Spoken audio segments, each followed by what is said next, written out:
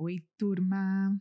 Eu sou Karen Morelli e hoje a gente vai falar sobre mais um assunto nesse podcast, que é sobre nódulo de mama. Que medo! Vamos falar sobre um pouquinho sobre ele? Toda vez que a gente tem um nódulo de mama que aparece num ultrassom, é estressante, não é? E aí a gente vai entender um pouquinho, destrinchar um pouquinho essa palavra e entender, contextualizar ela dentro das doenças mamárias para que você não fique tão assustada num primeiro momento. Diariamente, aqui no consultório, eu recebo ligações de pacientes que pedem encaixe porque estão com um nódulo de mama que apareceu no ultrassom. Em sua grande maioria, não envolve preocupações, né? Será que a gente consegue, num primeiro momento, entender se esse nódulo é passível de preocupação ou não? Eu vou trazer aqui nesse podcast algumas dicas e algumas orientações que podem te ajudar a você se tranquilizar até que você chegue ao seu médico. Lembrando que, logicamente, sempre é necessária avaliação médica, mas isso não quer dizer que o que você tem é uma coisa grave.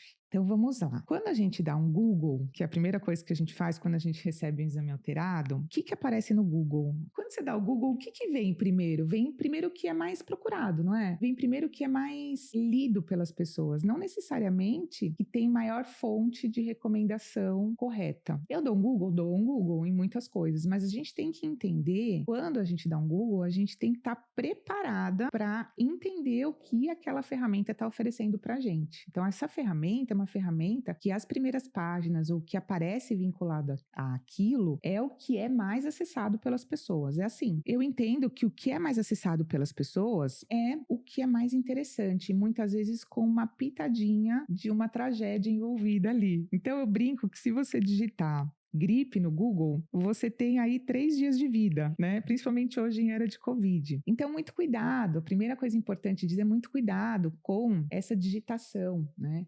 Ela serve para algumas coisas, principalmente às vezes para te acalmar, mas quem é que está falando? É uma história única, de um caso único? E lembrar que toda história, ela tem viés de erro pessoal, a pessoa aumenta um pouquinho, ela interpreta da maneira e da vivência que ela teve, né? E quando ela vai traduzir aquela história tem uma série de poréns que a gente tem que entender. Ou não, né? Estamos falando ali dentro de uma sociedade que tem inúmeros estudos que falam sobre aquele assunto. Então, procure buscar informação em fontes que vão te ajudar e não vão deixar você com mais caraminhola na cabeça. E aí, é super importante também colocar aqui que o nódulo de mama, ele é uma entidade sólida, né? A gente tem basicamente 2 entidades aí em mama, o nódulo de mama e o cisto de mama. Então, eu costumo diferenciar o nódulo, ele tem célula dentro dele, enquanto que o cisto, o seu conteúdo é líquido. E normalmente o médico consegue diferenciá-los muito bem quando se faz um ultrassom. E quando a gente tem cisto, o cisto dificilmente ele tem relação com alguma situação que envolve risco. A grande maioria das vezes, o cisto não é nada que te leve a uma preocupação envolvida em relação à sua mama. E ele é extremamente comum. É extremamente comum aparecer, desaparecer, a gente ter bastante e não evoluir para absolutamente nada. Ele fica quietinho ali do jeito que ele tá e às vezes até regride e some. Aparecem cistos de mama em fase que a gente tá com mudanças hormonais, em fases que a gente está pós-amamentação, quando você tem pós-processo cirúrgico.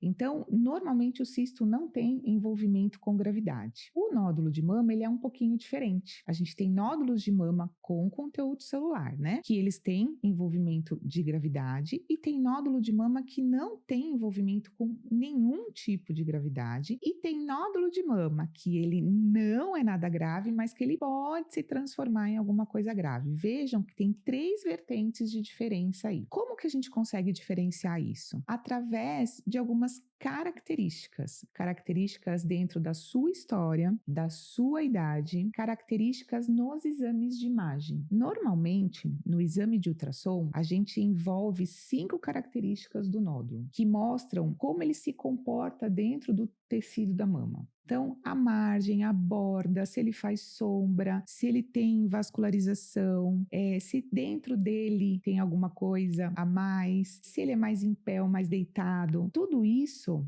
né, todas essas características, o médico que lauda, propositadamente ele coloca lá no seu exame. E aí, frente a essas características que mostram o quê? Como ele se comporta em relação à sua mama, ao seu tecido mamário, é que a gente consegue classificar ele como um nódulo benigno, que não tem risco para virar nada, um nódulo benigno, que tem um potencial de risco para virar alguma coisa, ou um nódulo que já não é mais benigno. Quando você tem esse grau de suspeição, aí você pede, em alguns casos, uma biópsia para confirmação dessa história. Com a biópsia, você tem o 100% do que você precisa de diagnóstico. Então, a primeira coisa importante para a gente trazer nesse bate-papo é assim: existem muitas doenças benignas em mama, muitas. E necessariamente, como a abordagem do câncer de mama é muito grande, com toda a razão, né? A gente tem aí o Outubro Rosa, uma apelação social dada por essa doença, com toda a razão, como eu disse. Por quê? Porque é uma doença que tem uma epidemiologia muito grande, é um acometimento grande na população, é o primeiro câncer em envolvimento em câncer ginecológico em mulheres acima de 40 anos, e ela tem cura quando diagnosticada cedo. Então, é lógico que a gente tem que falar muito sobre esse diagnóstico, sobre o câncer de mama, sobre realização desse diagnóstico, e é óbvio que a gente tem que incentivar as mulheres a fazer a busca, né? E não esperar o sintoma acontecer, fazer a busca precoce por esse exame. Mas isso não quer dizer que tudo que aparece na mama é câncer. Então, como a gente tem essa apelação social grande em relação ao câncer de mama, automaticamente a gente traz na nossa cabeça que tudo que é bolinha, que aparece na mama, é câncer ou vai virar câncer. E não, a gente tem, como eu disse, inúmeras doenças mamárias benignas. E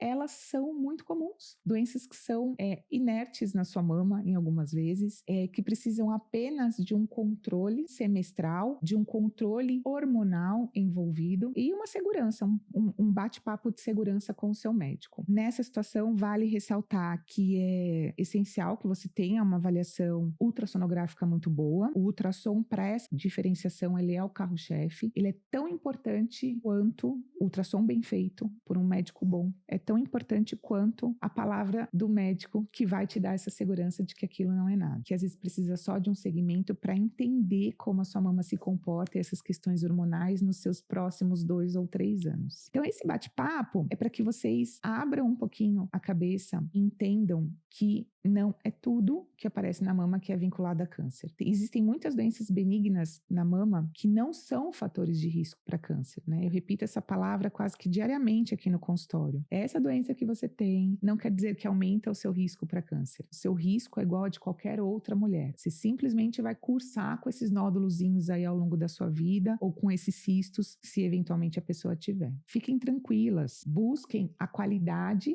e a excelência na avaliação de um ultrassom. Às vezes a gente quer também baratear ou faz ultrassom em lugares que, enfim, que não tem uma boa qualidade técnica e imaginológica, e aquilo acaba tirando suas noites de sono. Então, façam exames de boa qualidade, busquem ajuda e cuidado também nessa pesquisa, nessa busca incessante, às vezes por uma questão que você precisa se acalmar, mas que na verdade vai te deixar mais preocupada até você ter essa palavra de conforto. Dê uma tacada certeira, né? Eu acho que isso é a maneira mais fácil e mais livre para que você consiga ter paz de espírito, para que você consiga ter uma saúde em relação à mente e à sua mama também. Então, eu espero poder ter ajudado aí nessa diferenciação entre nódulos de mama, cisto de mama, doença benigna da mama e câncer de mama. A gente vai falar mais para frente, eu vou fazer um podcast só sobre câncer de mama e vamos falar um pouquinho mais aprofundado sobre como se comportam esses nódulos,